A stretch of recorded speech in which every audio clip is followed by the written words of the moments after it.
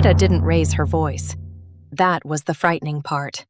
After everything, fire, exile, war, whispers sharper than swords, she stood in front of the gathered world with the stillness of someone who has already walked through every punishment and found nothing left to prove. Rama was there, kingly and torn in half by duty. Lakshmana stood near him, eyes wide, because he could sense it. This wasn't a court moment, this was a cosmic moment. Valmiki watched with the quiet sorrow of a seer who knows that truth is often honored too late. And the earth beneath them listened. Sita's gaze moved over faces, some devoted, some doubtful, some simply curious, as if her life were entertainment. She had been called pure and still treated like a question. She had been worshipped and still doubted. She had been saved and still tested. She could have argued, she could have begged, she could have screamed. Instead, she chose something far more final. She looked at Rama, once with love, once with farewell. Enough, her eyes seemed to say, though her lips barely moved. Because there comes a point where a person realizes, if your dignity must be defended every day, you are living in a place that doesn't deserve you. Rama's chest tightened. He wanted to reach for her, to say the right words, words that might undo years. But time does not always bend for regret. Sita turned slightly, facing the ground, and in that breath, the world held still. "Mother," she whispered, not to a human, not to a queen, not to a court, to Bhudevi, to the earth. "If I have been true, if my heart has never left Dharma, then take me back."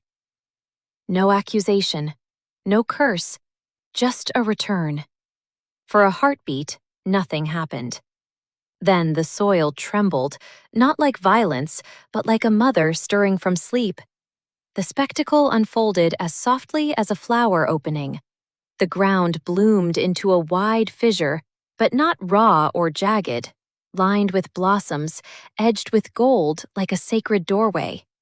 From within rose a warm, fragrant wind, carrying the scent of rain on first soil. Light poured up from the opening, as if the earth had been holding a sunrise inside her.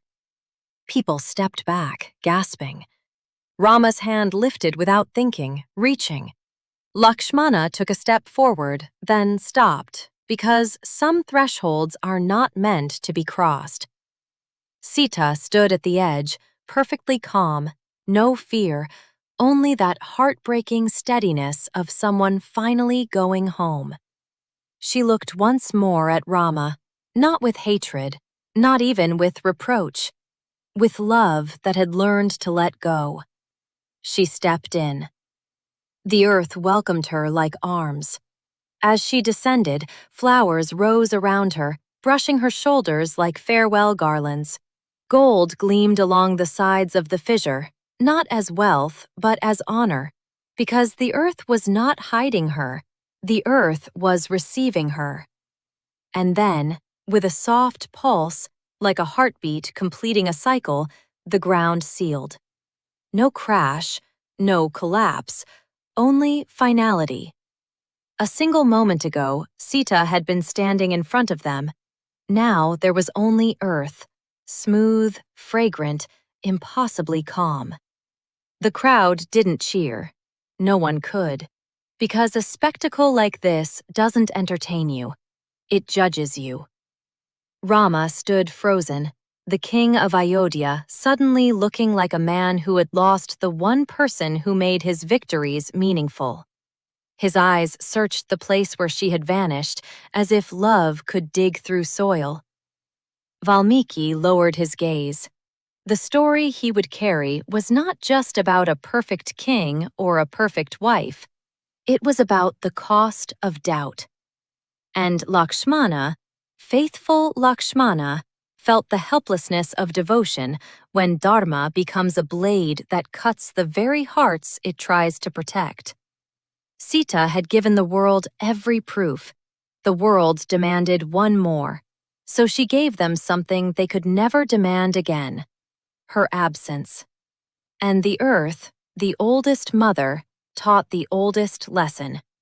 When a soul is constantly questioned, sometimes the most powerful answer is to return to the place that never doubted you.